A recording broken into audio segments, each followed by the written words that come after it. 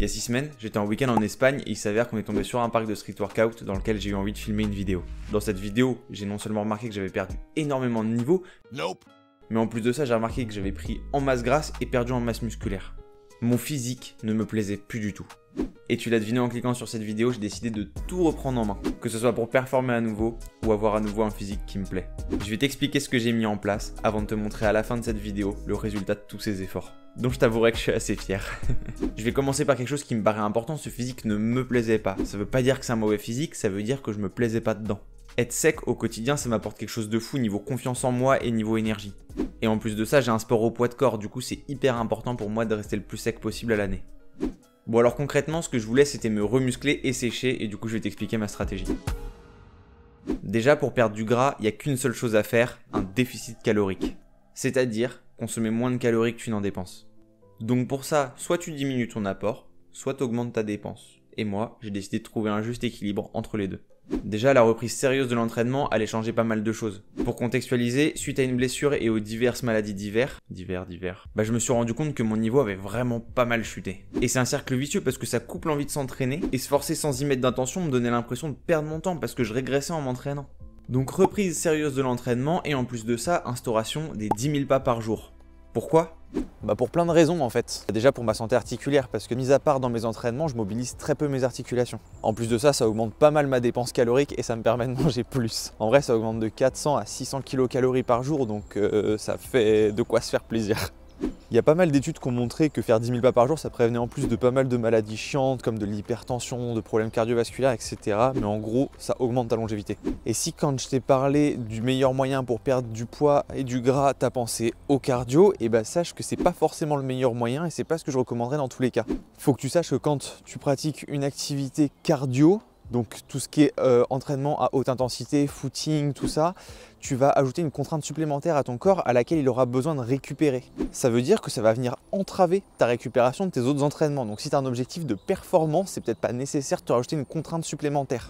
Là où la marche, elle, ne t'apporte aucune contrainte supplémentaire. On est des descendants nomades. La marche, il n'y a pas de plus naturel pour notre corps. Depuis la nuit des temps, on va de caverne en caverne pour chasser par les tigres à dents de sabre. Qu'est-ce que je raconte ? Et du coup, grâce à ces habitudes, je peux déterminer grâce à un calcul simple, mon apport journalier. Mais si, c'est simple.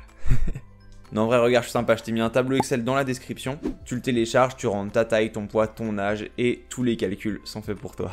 Après, tu testes. Si tu veux perdre du poids, tu te pèses le matin à jeun une fois par semaine et tu vois si au cours de la semaine ton poids a diminué. Si c'est pas le cas, c'est probablement que tu consommes encore un peu trop de calories et dans ce cas-là, soit tu augmentes ta dépense, soit tu diminues ton apport. Après, faut pas non plus que tu perdes 1 kg par semaine. Un déficit trop agressif, ça peut avoir beaucoup d'effets indésirables. Tu peux avoir des sautes d'humeur, de la fatigue constante, une baisse de libido et surtout faire passer ton corps en mode famine, c'est-à-dire qu'il va dépenser beaucoup moins au quotidien et beaucoup plus stocker dès que tu vas recommencer à manger.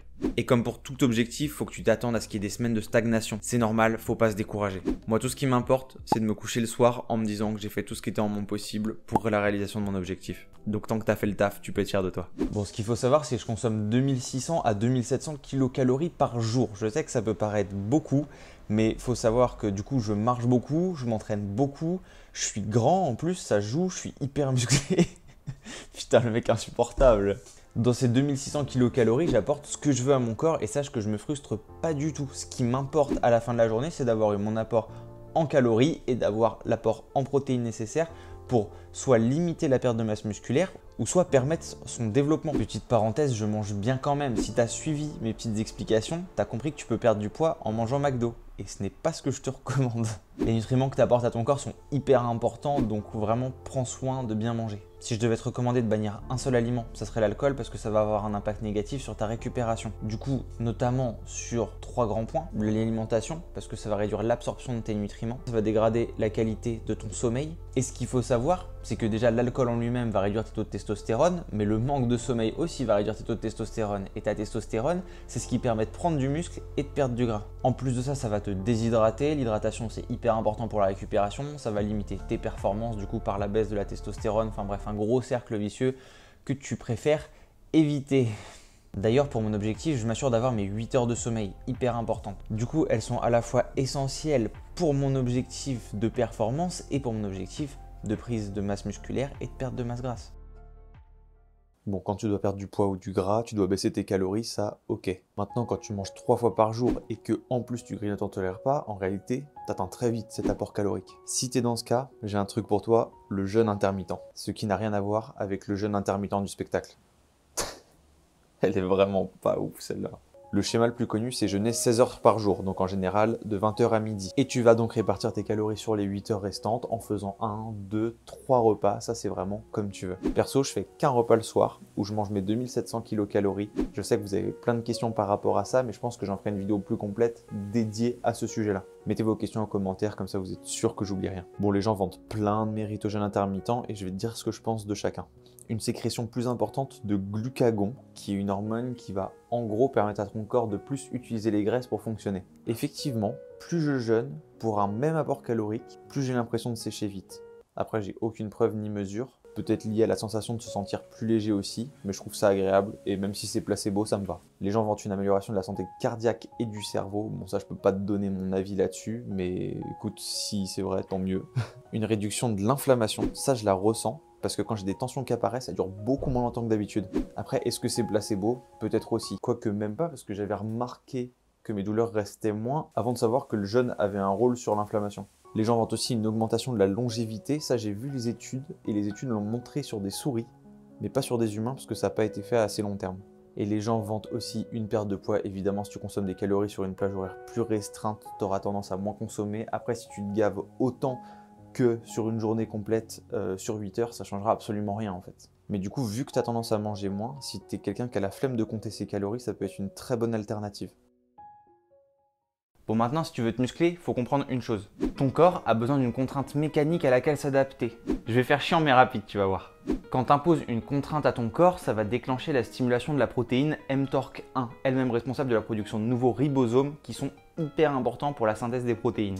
En d'autres termes, c'est ta contrainte mécanique qui va te permettre de prendre du muscle, et pour avoir cette contrainte mécanique, tu vas devoir t'entraîner proche de l'échec. Ça veut pas dire tout le temps à l'échec non plus, parce qu'il faut quand même laisser ton système musculaire et nerveux se reposer, parce que sinon tu vas être à fleur de peau au bout de 2 semaines.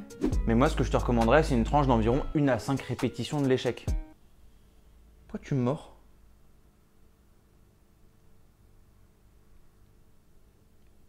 Pourquoi tu me mords ? Et je prévois les questions. Oui, tu peux te muscler en déficit calorique. Et oui, tu peux te muscler au poids de corps. Et d'ailleurs, c'est ce que j'ai fait pendant ces 45 jours. Et ces 5 dernières années en fait d'ailleurs. En street workout, tu vas apprendre des figures hyper intenses pour ton corps. Et les figures vont engendrer cette adaptation. Et évidemment, tu as différentes variantes pour que ça corresponde à tous les niveaux.